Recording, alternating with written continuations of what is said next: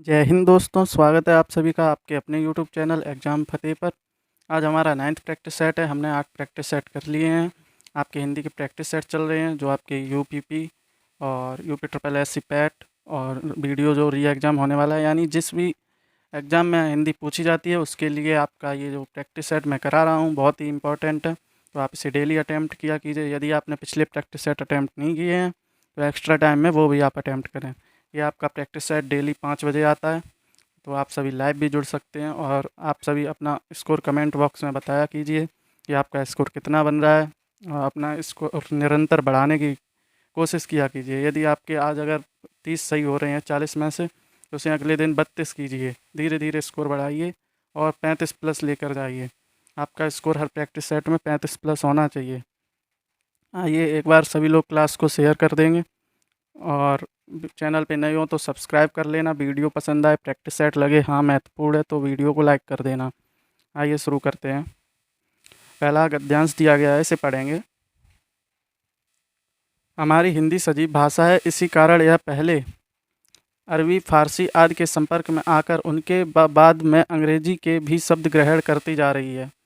इसे दोष नहीं गुण ही समझना चाहिए, क्योंकि अपनी इस ग्रहण शक्ति से ही हिंदी में नए शब्दों का आगमन हुआ है और होता जाएगा। क्या भाषा की विशुद्धता के किसी भी पक्षपाती में यह शक्ति है कि वह विभिन्न भाषाओं की सम्मिश्रण क्रिया में रुकावट पैदा कर दे? यह कभी संभव नहीं है। उपयुक्त प्रतिक्रियाएं स्वाभाविक हैं। हमें तो केवल इस बात का ध्यान रखना चाहिए कि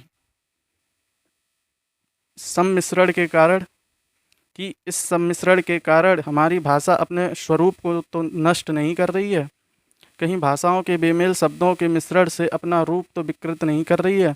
अभिप्राय यह है कि दूसरी भाषा के शब्द, मुहावरे आदि ग्रहण करने पर भी हिंदी ही बनी है या नहीं, हिंदी ही बनी रही है या नहीं, बिगाड़ कर कहीं वह कुछ और तो नहीं होती जा रही है। अब ये गद्यांश दिया गया, अब इससे संबंधित कुछ प्रश्न दिए गए हैं, आइए उन्हें भी करते हैं हम लोग। पढ़ेंगे। पहला प्रश्न दिया है, इस अवतरण का सर्वाधिक उपयुक्त शीर्षक क्या हो सकता है? जो गद्यांश दिया गया है इसका शीर्षक क्या हो सकता है? ऑप्शन देखेंगे। भाषा की सजीवता, हिंदी भाषा, हिंदी सजीव भाषा, भाषा सम्मिश्रण। बताएंगे सभी लोग इसका शीर्षक क्या हो सकता है। तो इसका राइट आंसर क्या होगा? ऑप्शन नंबर सी, हिंदी सजीव भाषा। नेक्स्ट क्वेश्चन देखेंगे। क्वेश्चन नंबर 2 दिया गया है, हिंदी में नए शब्दों को अपनाते समय किस बात को ध्यान में रखना चाहिए? बताएंगे सभी लोग क्वेश्चन नंबर 2 का राइट आंसर क्या होगा। ऑप्शन आपके सामने लिखे हुए हैं। आइए ऑप्शन देखते हैं। पहला ऑप्शन है, हमारी भाषा इस सम्मिश्रण को अपना स्वरूप तो नहीं नष्ट कर रही है। अन्य भाषाओं के बेमेल शब्दों से हमारी भाषा का रूप तो विकृत नहीं हो रहा है। दूसरी भाषाओं के शब्दों, मुहावरों आदि के ग्रहण से हिंदी बिगड़कर कहीं कुछ और तो नहीं होती जा रही है। उपयुक्त सही। हमें ये जो ए बी सी में जो ऑप्शन में जो भी लिखा है वो हमें सभी ध्यान में रखना चाहिए, ठीक है। यही हमने ऊपर गद्यांश में पढ़ा था। नए शब्दों को अपनाते समय हमें ये सब बातें ध्यान में रखनी चाहिए। आइए नेक्स्ट क्वेश्चन देख रहे हैं। क्वेश्चन नंबर 3 दिया गया है, हिंदी में नए शब्दों का आगमन क्यों उचित है? सीमित शब्दकोश के कारण, प्राचीन भाषा होने के कारण, हिंदी का प्रचार बढ़ने के कारण, देवनागरी लिपि के कारण। बताएंगे सभी लोग इसका राइट आंसर, तीसरे का राइट आंसर क्या होगा। तो आपका तीसरे का राइट आंसर क्या हो जाएगा? यदि किसी भाषा का प्रचार बढ़ाना है तो उसमें नए नए शब्द आने चाहिए, तभी उसका प्रचार बढ़ सकता है। तो राइट आंसर क्या हो जाएगा? आपका तीसरे का सी बिल्कुल राइट आंसर हो जाएगा। नेक्स्ट क्वेश्चन देखेंगे। Question number 4। क्वेश्चन नंबर 4 दिया गया है, निम्नलिखित में से कौन सा कथन सही है? हिंदी में अरबी फारसी के शब्द हैं, हिंदी में अंग्रेजी शब्द हैं, हिंदी में और भी अनेक देशी विदेशी भाषाओं के शब्द हैं। उपयुक्त सभी। तो आपका राइट आंसर क्या हो जाएगा यहाँ पे? ऑप्शन नंबर डी, सभी भाषाओं के शब्द हैं, ठीक है। नेक्स्ट क्वेश्चन देखेंगे। क्वेश्चन नंबर 5 दिया गया है, हिंदी भाषा की वह कौन सी विशेषता है जिसे लेखक ने गुण माना है, दोष नहीं? अन्य भाषाओं के शब्द ग्रहण की शक्ति, भाषा विशुद्धता का आग्रह, भाषा की रोमन लिपि में लिखना। उपयुक्त में से कोई नहीं। बताएंगे सभी लोग। 5 में का राइट आंसर बताएंगे क्या होगा। हिंदी भाषा की वह कौन सी विशेषता है जिसे लेखक ने गुण माना है, दोष नहीं? बताएंगे सभी लोग। तो आपका राइट आंसर क्या हो जाएगा 5 का? आपका राइट आंसर हो जाएगा ऑप्शन नंबर ए, अन्य भाषाओं के शब्द ग्रहण की शक्ति। ठीक है, इसे लेखक ने गुण माना है, दोष नहीं। नेक्स्ट क्वेश्चन देखेंगे। पा, फा, वा, भा, मा व्यंजन होते हैं, कैसे व्यंजन होते हैं? ये दंत होते हैं, ओष्ठ होते हैं, तालव्य होते हैं या कंठ होते हैं? बताएंगे सभी लोग ये कैसे व्यंजन होते हैं। पा, फा, वा, भा, मा, ये कैसे व्यंजन होते हैं? तो ये आपके कैसे व्यंजन होते हैं? ऑप्शन नंबर बी, ओष्ठ व्यंजन होते हैं। ठीक है, इन व्यंजनों का उच्चारण करते समय ओष्ठ परस्पर सट जाते हैं, इसीलिए इन्हें ओष्ठ व्यंजन कहते हैं। ध्यान रखेंगे, पा, फा, वा, भा, मा एक बार बोल के देखेंगे तो ओठ ओठ जो है आपके मिलते हुए मिलेंगे ज़रूर, जब ये पा बोलेंगे, फा बोलेंगे, ऐसे करके। तो क्वेश्चन नंबर 6 का राइट आंसर क्या हो जाएगा? ऑप्शन नंबर बी आपका बिल्कुल राइट आंसर हो जाएगा। नेक्स्ट क्वेश्चन देखेंगे। क्वेश्चन नंबर 7 दिया गया है, रस निष्पत्ति की दृष्टि से भक्ति रस का आलंबन निम्नलिखित में से कौन नहीं हो सकता है? ऑप्शन ए देवता, बी पुत्र, सी गुरुजन, डी ईश्वर। बताएंगे सभी लोग 7 का आंसर क्या होगा? तो आपका राइट आंसर हो जाएगा ऑप्शन नंबर बी, पुत्र। ठीक है, आपका राइट आंसर क्या हो जाएगा? ऑप्शन नंबर बी, रस का निष्पत्ति की दृष्टि से भक्ति रस का आलंबन पुत्र नहीं हो सकता। नेक्स्ट क्वेश्चन देखेंगे। क्वेश्चन नंबर 8 है, वाक्यांश के लिए एक शब्द पूछा गया, बताएंगे सभी लोग। जिसका शत्रु पैदा ही ना हुआ हो के लिए एक शब्द निम्न में से कौन सा है? ऑप्शन दिए अशत्रु, अजन्मा शत्रु, अजात शत्रु, अज्ञात शत्रु। बताएंगे सभी लोग इसका राइट आंसर। 8 का आंसर बताएंगे सभी लोग। आप लोग उत्तर बताया कीजिए कमेंट बॉक्स में, जिससे पता चले हाँ आप लोग कर पा रहे हैं या नहीं कर पा रहे हैं। बताएंगे सभी लोग क्वेश्चन नंबर 8 का आंसर। वाक्यांश के लिए एक शब्द आपका यूपी ट्रिपल एससी पैट में भी सिलेबस में दिया हुआ है, तो सिलेबस उसका भी है, पर्यायवाची भी दिए हुए हैं। बताएंगे सभी लोग। तो इसका राइट आंसर क्या हो जाएगा? इसका राइट आंसर हो जाएगा ऑप्शन नंबर सी, अजात शत्रु, जिसका शत्रु पैदा ही ना हुआ हो। ठीक है, अच्छा हिस्ट्री का एक क्वेश्चन रिलेट करते हैं। बताएंगे सभी लोग, अजात शत्रु किस वंश का था? सभी लोग बताएंगे। नेक्स्ट क्वेश्चन देखेंगे। क्वेश्चन नंबर 9 दिया गया है,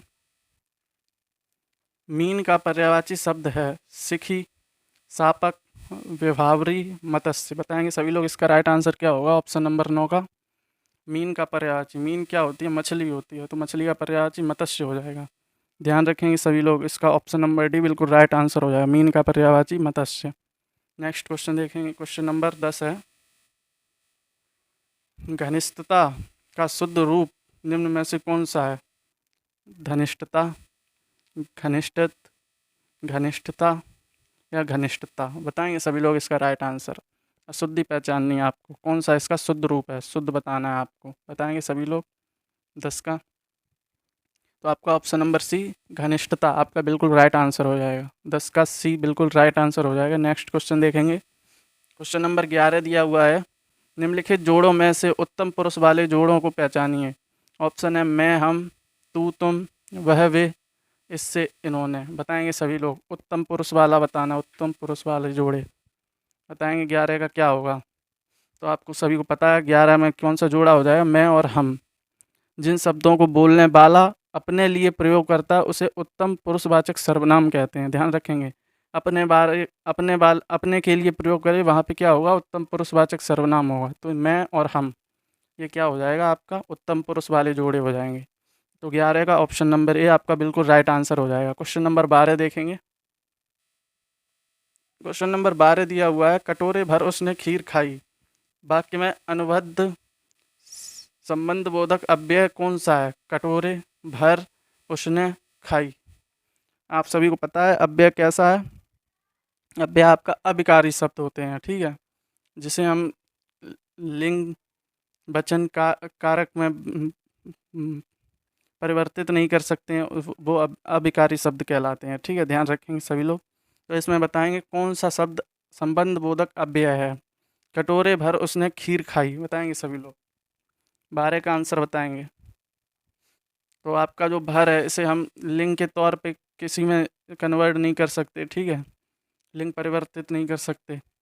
तो ध्यान रखेंगे, भर जो है ये आपका कैसा है? संबंध बोधक अव्यय है। ठीक है, नेक्स्ट क्वेश्चन देखेंगे क्या, अच्छा कैसा है, अनुबद्ध संबंध बोधक अव्यय है। ठीक है, ऑप्शन नंबर बी आपका राइट आंसर हो जाएगा। नेक्स्ट क्वेश्चन देखेंगे, क्वेश्चन नंबर 13 दिया गया है, हाथी आता है, यह वाक्य बहुवचन में होता है। हाथियों आता है, हाथी आते हैं, हाथियाँ आती हैं, हाथे आते हैं। तो आपका राइट आंसर हो जाएगा ऑप्शन नंबर बी। आपको तो ये तो साफ साफ दिख रहा है, हाथी आता है एक वचन, तो बहुवचन क्या हो जाएगा, हाथी आते हैं। इस बिंदी का ध्यान रखेंगे, ये जो है पे लगी है। ठीक है, नेक्स्ट क्वेश्चन देखेंगे, क्वेश्चन नंबर 14। क्वेश्चन नंबर 14 दिया गया है, बच्चों की कहानियाँ लिखने वाले और चाचा चौधरी पात्र के रचनाकार कौन थे। चाचा चौधरी सीरियल आपने बहुत देखा होगा, छोटे पे कार्टून। बताएंगे कौन थे इसके रचनाकार। आबिद सुरती थे, अनंत पाई थे, अनिल कुमार थे, प्राण कुमार शर्मा थे। बताएंगे सभी लोग 14 का राइट आंसर क्या होगा। आपका इसका क्या राइट आंसर हो जाएगा 14 का, ऑप्शन नंबर डी प्राण कुमार शर्मा। इन्होंने बच्चों की कहानियाँ यानी कॉमिक्स और चाचा चौधरी पात्र के रचनाकार प्राण कुमार शर्मा थे। ठीक है, नेक्स्ट क्वेश्चन देखेंगे, क्वेश्चन नंबर 15 दिया गया है, कुल का अर्थ वंश होता है परंतु उसके लिए समरूपी शब्द कूल का अर्थ होता है। अगर आप पिछले प्रैक्टिस सेट कर रहे हैं तो कुल और कूल हमारे आए थे एक प्रैक्टिस सेट में, उसमें भी आप यदि आप जुड़े होंगे तो आपको पता होगा ये भी शब्द आ चुके हैं और हम ये क्वेश्चन कर चुके हैं। इस सेट में हमें 2 क्वेश्चन मिले हैं जो पीछे भी हम कर चुके हैं, वो तो आपसे बिल्कुल गलत नहीं होने चाहिए। तो बताएंगे कूल का क्या अर्थ है, समरूपी शब्द कूल का अर्थ क्या होता है। गर्म होता है, किनारा होता है, खूंटी होता है, नैपुण्य होता है। बताएंगे सभी लोग क्वेश्चन नंबर 15 का आंसर। तो कुल का अर्थ होता है वंश और कूल का क्या अर्थ होता है, किनारा। ये याद रखेंगे सभी लोग, ध्यान रखेंगे। अगर गलत हो रहा है, अब गलत नहीं होना चाहिए, क्योंकि समश्रुति और भिन्नार्थक आपके UP triple S C PET के सिलेबस में भी दिए गए हैं। पता नहीं कौन सा क्वेश्चन आ जाए। तो 15 का राइट आंसर क्या हो जाएगा, ऑप्शन नंबर बी बिल्कुल राइट आंसर हो जाएगा। नेक्स्ट क्वेश्चन देखें, क्वेश्चन नंबर 16 दिया गया है, गहरा शब्द का भाववाचक संज्ञा रूप है। बताएंगे सभी लोग गहरा का भाववाचक संज्ञा क्या होगा। गहराई, गहराना, गहराई, गहरा। तो आपका भाववाचक संज्ञा क्या हो जाएगा, आपका हो जाएगा जो अदृश्य होती है, जिसे हम प्लेट में नहीं परोस सकते, वो होती है भाववाचक संज्ञा। तो आपका क्या हो जाएगा, ऑप्शन नंबर ए बिल्कुल राइट आंसर हो जाएगा। 16 का ए गहराई, ये भाववाचक संज्ञा है। नेक्स्ट क्वेश्चन देखेंगे, क्वेश्चन नंबर 17 का आंसर बताएंगे सभी लोग। जय का निम्न में से कौन सा सही विलोम शब्द है।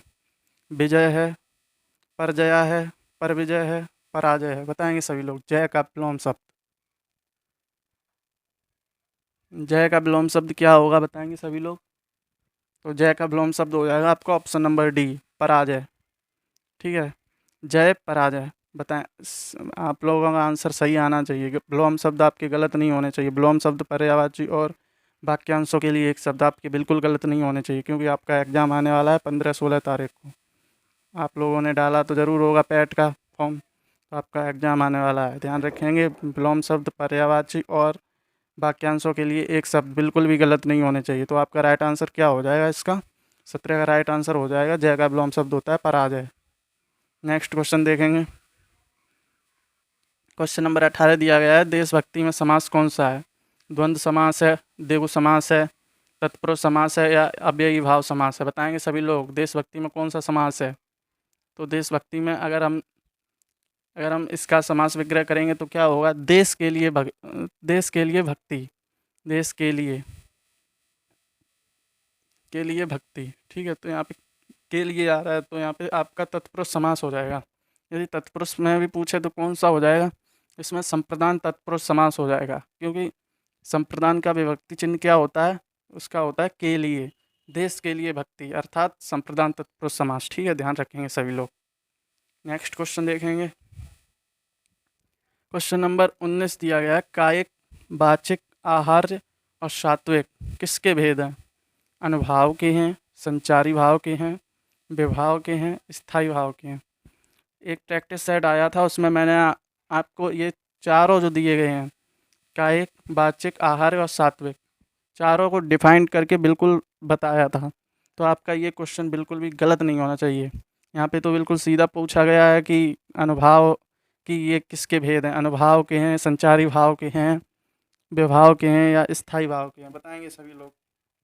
तो मैंने आपको पिछले प्रैक्टिस सेट में भी बताया था कि ये आपके अनुभाव के भेद हैं, कायिक, वाचिक, आहार्य और सात्विक। ठीक है। अनुभाव रस के चार प्रमुख अंगों विभाव, अनुभाव, व्यभिचारी और संचारी भाव में से एक है। अनुभाव आश्रय के मन में स्थायी भावों को जागृत करने का कार्य करता है। ठीक है। अनुभाव क्या होता है? आश्रय के मन में स्थायी भावों को जागृत करने का कार्य करता है। अनुभाव कितने प्रकार के होते हैं? 4 प्रकार के होते हैं। कौन कौन से? कायिक, वाचिक, आहार्य और सात्विक। ध्यान रखेंगे 19 का ऑप्शन नंबर ए अनुभाव बिल्कुल राइट आंसर हो जाएगा। नेक्स्ट क्वेश्चन देखेंगे। क्वेश्चन नंबर 20 दिया गया है, निम्नलिखित में से तद्भव शब्द है। तद्भव तद्भव बताना है आपको, कौन सा शब्द है? उल्लूक है, कूप है, ओझा है या पुस्तक है? बताएंगे सभी लोग तद्भव शब्द कौन सा है। आपका उत्तर नहीं आ रहा है, उत्तर आना चाहिए। ऑप्शन नंबर सी बिल्कुल राइट आंसर है, ओझा। ओझा कैसा है? ओझा तद्भव शब्द है, बहुत पूछा जाता है ये। किसका इसका तत्सम क्या होगा? इसका तत्सम होगा उपाध्याय। उपाध्याय। ठीक है, ध्यान रखेंगे उपाध्याय होता है इसका तत्सम। पूछा जाता है, बहुत पूछा जाने वाला शब्द है। ओझा तद्भव है, उपाध्याय तत्सम है इसका। ठीक है। नेक्स्ट क्वेश्चन देखेंगे। क्वेश्चन नंबर 21 का उत्तर देंगे सभी लोग,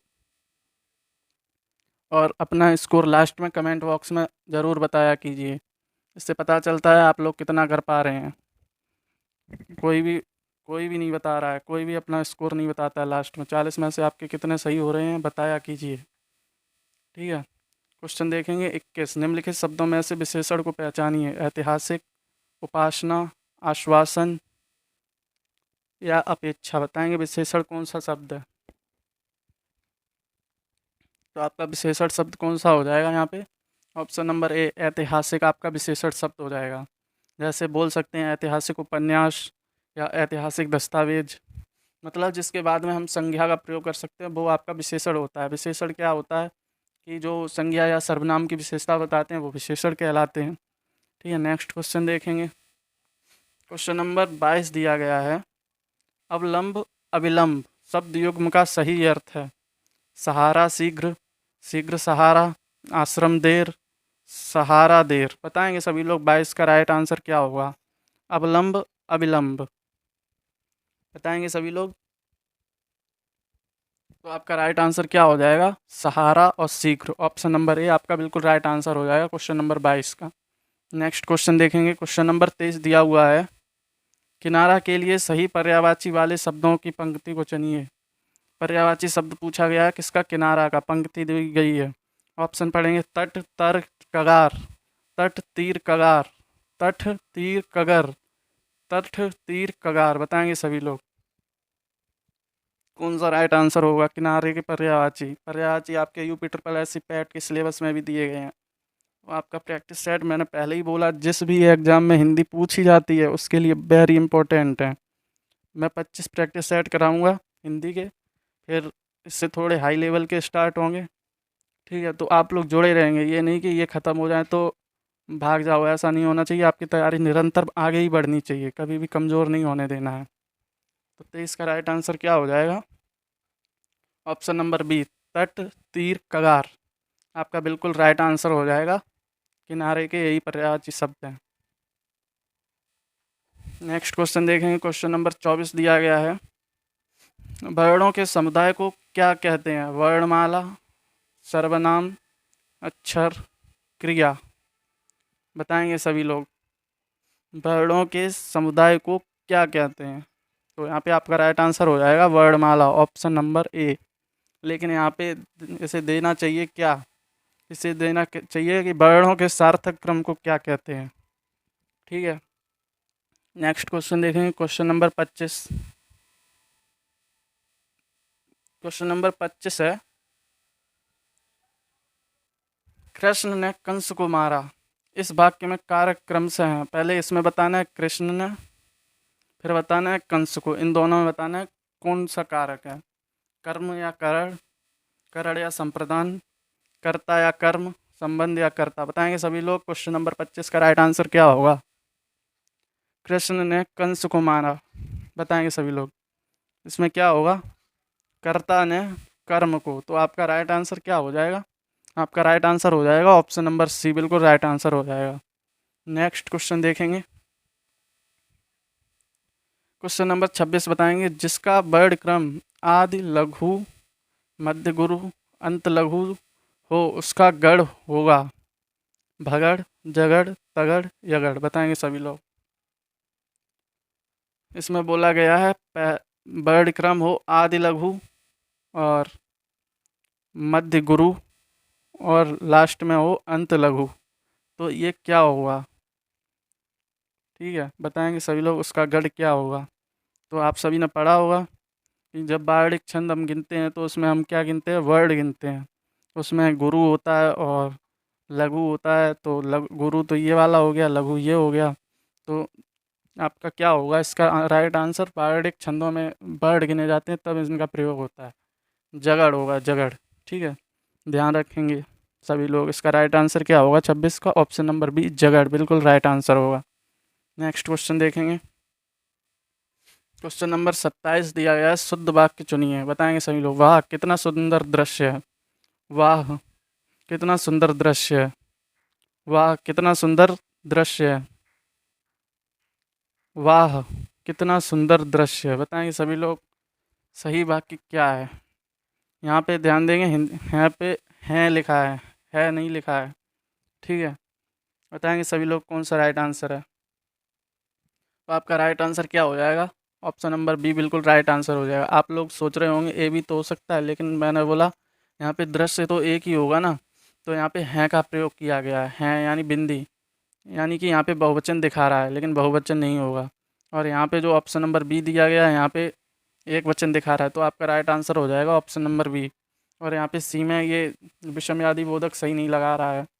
ठीक है, और बा में तो क्वेश्चन मार्क उसने लगा दिया है ऑप्शन नंबर डी में, ये डी, और यहाँ पे क्वेश्चन मार्क नहीं आता है। ठीक है, ध्यान रखेंगे सभी लोग। क्वेश्चन नंबर 28 देंगे सभी लोग। महोत्सव का संधि विच्छेद है महो प्लस उत्सव, महा प्लस उत्सव, मही प्लस उत्सव, माँ प्लस उत्सव। बताएंगे सभी लोग संधि विच्छेद सही क्या होगा 28 का। बताएंगे सभी लोग। और इसमें बताएंगे कौन सी संधि है, संधि भी बताएंगे सभी लोग, क्योंकि आपकी संधियाँ भी दी गई हैं UP triple S C PET के सिलेबस में। बताएंगे सभी लोग। राइट आंसर क्या होगा? ऑप्शन नंबर बी, महा प्लस उत्सव, आपका बिल्कुल राइट आंसर होगा। संधि की बात करें, संधि कौन सी होगी इसमें? संधि हो जाएगी इसमें आपकी गुण संधि। ठीक है, गुण संधि में क्या होता है? छोटा आ और बड़ा आ के बाद ई या बड़ी ई, ऊ या बड़ा ऊ और ऋषि, ये ऋषि स्वर आ जाने पर क्रमशः ए, ओ और औ में परिवर्तित हो जाता है। ठीक है, ऋषि का क्या हो जाता है? अर हो जाता है।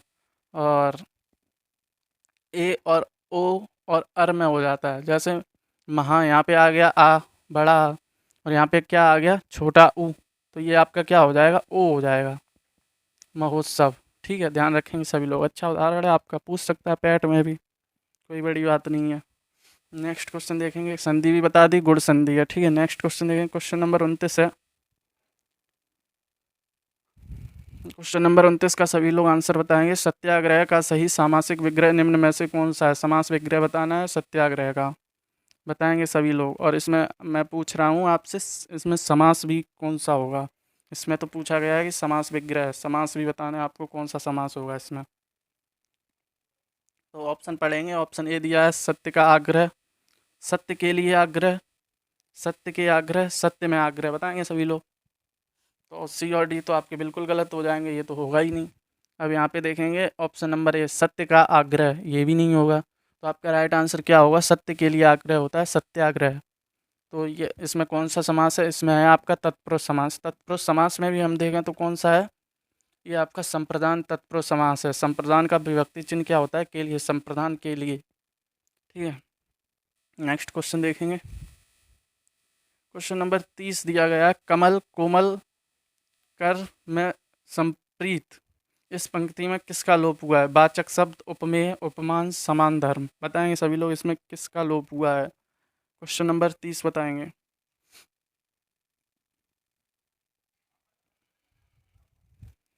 बताएंगे सभी लोग 30 का राइट आंसर क्या होगा। आपका 30 का राइट आंसर होगा वाचक शब्द। वाचक शब्द का लोप हुआ है। कमल कोमल कर में संप्रीत पंक्ति में वाचक शब्द का प्रयोग हुआ है। वाचक शब्द कौन सा होगा इसमें से। ठीक है। ऐसे पद जो उपमेय कोमल कर, उपमेय हमारा क्या है कोमल कर, और उपमान कमल की समता प्रकट करते हों वाचक शब्द कहलाता है। नेक्स्ट क्वेश्चन देखें। क्वेश्चन नंबर 31 दिया गया है। अपने मुंह मियाँ मिट्ठू बनना मुहावरे का अर्थ निम्न विकल्पों में से कौन सा है। 31 का राइट आंसर बताएंगे। सिंपल सा मुहावरा दिया गया है, बताएंगे सभी लोग। ऑप्शन नंबर ए अपनी आलोचना स्वयं करना, अपनी प्रशंसा स्वयं ना करना। ना करना लिखा है, सही से पढ़ेंगे। अपनी प्रशंसा स्वयं करना, अपनी प्रशंसा कराना। बताएंगे सभी लोग। अपने मुंह मियाँ मिट्ठू बनना क्या मुहावरे का क्या अर्थ होगा। तो आपका ऑप्शन नंबर सी बिल्कुल राइट आंसर हो जाएगा, अपनी प्रशंसा स्वयं करना। ठीक है। पूछा जा सकता है आपके पैट के एग्जाम में भी, या वीडियो में, या आपका यूपी पुलिस में भी आ सकता है। ध्यान रखेंगे सभी लोग। क्वेश्चन नंबर 32 दिया गया। परिक्रमा में उपसर्ग है। उपसर्ग पूछा गया। उपसर्ग कहाँ जुड़ के अर्थ बदलते हैं। शुरू में जुड़ के अर्थ बदलते हैं, उन्हें कहते हैं उपसर्ग। और अंत में जुड़ के जो अर्थ बदलते हैं उन्हें कहते हैं प्रत्यय। बताएंगे परिक्रमा में क्या उपसर्ग है। आ है। आ तो मैंने बताया, पीछे जो जुड़कर अर्थ बदलते हैं उन्हें हम प्रत्यय कहते हैं, ये तो होगा नहीं। पा है, पर है, पर है। बताएंगे परिक्रमा का आपका राइट आंसर क्या हो जाएगा। अगर हम इसका संधि विच्छेद करेंगे परिक्रमा का तो क्या होगा।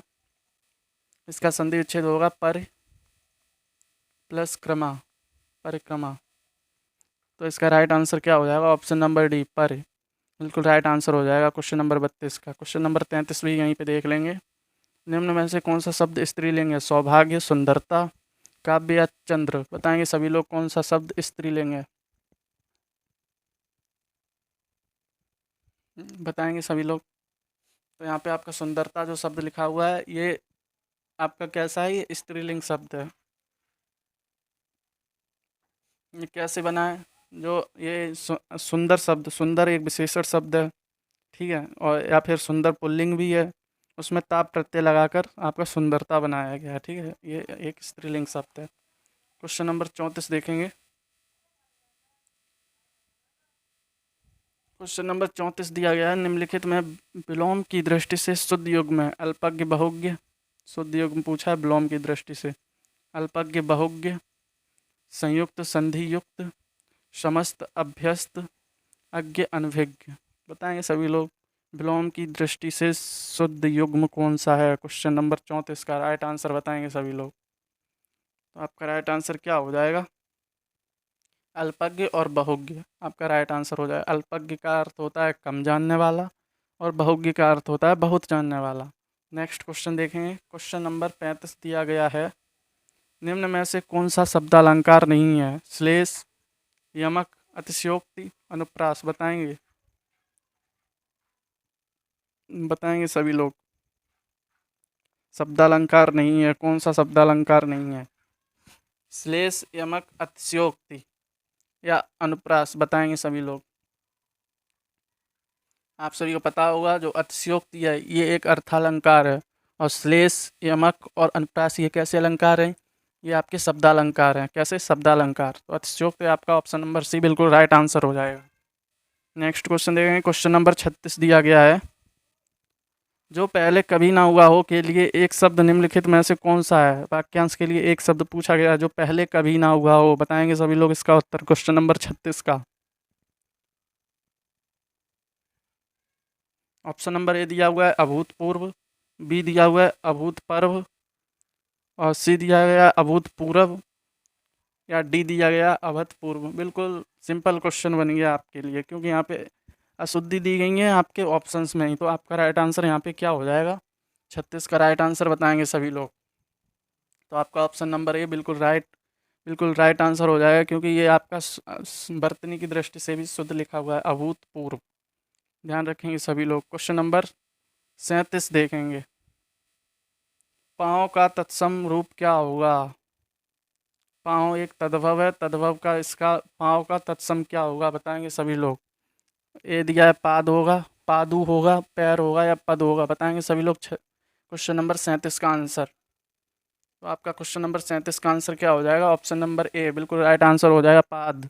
मैंने पहले ही बोला था, ये चंद्र बिंदु जिसमें आती है वो आपका तत्सम शब्द होता है। चंद्र बिंदु जिसमें आती है वो आपका क्या होता है? तद्भव होता है। सॉरी, मैंने गलत बोल दिया, तत्सम होता है, तद्भव होता है। ठीक है, चंद्र बिंदु जहाँ भी आती है। नेक्स्ट क्वेश्चन देखेंगे, क्वेश्चन नंबर 38 दिया गया है, किस छंद में 28 मात्राएं होती हैं और यदि 16 12 मात्राओं पर होती है? बताएंगे सभी लोग 38 का आंसर। ऑप्शन दिए गए हैं हरिगीतिका, उल्लाला, सोरठा या रोला। बताएंगे सभी लोग 38 का राइट आंसर। 28 मात्राएं किसमें होती हैं और यदि 16 और 12 मात्राओं पर होती है? यदि तो जानते ही होगी ना, यदि होती है ऐसी। यदि मतलब ये कॉमा कहाँ पे आता है? 16 और 12 मात्राओं पे आता है। ठीक है, बताएंगे तो हरिगीतिका आपका बिल्कुल राइट आंसर हो जाएगा, ऑप्शन नंबर ए। हरिगीतिका छंद में 28 मात्राएं होती हैं और यदि 16 और 12 मात्राओं पर होती है। एक अच्छा, हरिगीतिका कैसा छंद है? ये आपका सममात्रिक छंद है। ध्यान रखें कैसा है? सममात्रिक छंद है। नेक्स्ट क्वेश्चन देखेंगे, क्वेश्चन नंबर 39 दिया गया है, कौन सी रचना तुलसीदास जी की नहीं है? दोहावली, गीतावली, रामचरितमानस या यामा। बताएंगे सभी लोग। क्वेश्चन नंबर 39 का उत्तर बताएंगे सभी लोग। कौन सी रचना तुलसीदास जी की नहीं है? तो आप सभी को पता होगा, जो यामा जो है, यामा आपकी किसकी रचना है? ये महादेवी वर्मा जी की है। और जो दोहावली, गीतावली और रामचरितमानस है, ये आपकी किसकी हैं? ये तुलसीदास जी की हैं।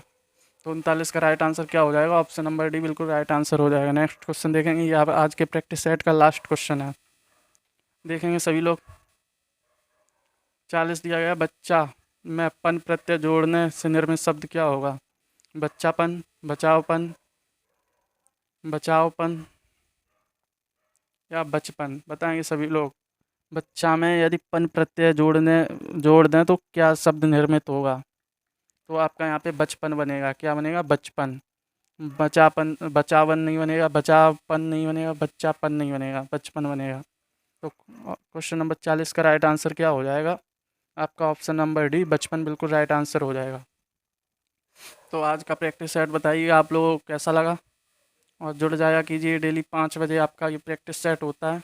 संडे को प्रैक्टिस सेट नहीं आता है, और मंडे टू सैटरडे आपका डेली प्रैक्टिस सेट होता है और होता रहेगा। और अपने स्कोर को डेली बढ़ाइए, ठीक है। एक डेली जितना आज स्कोर हो रहा है, मान लो आपका हो रहा है 30 नंबर, ठीक है, 40 में से 30 हो रहा है, तो डेली एक क्वेश्चन टारगेट लेके चलो कि हाँ एक आज मुझे बढ़ाना है। ठीक है, ध्यान रखिएगा अपना, खुश रहिएगा। एक बार वीडियो को लाइक कर देंगे सभी लोग, और प्यारा सा कमेंट बॉक्स में अपना स्कोर बताएंगे सभी लोग। ठीक है, धन्यवाद।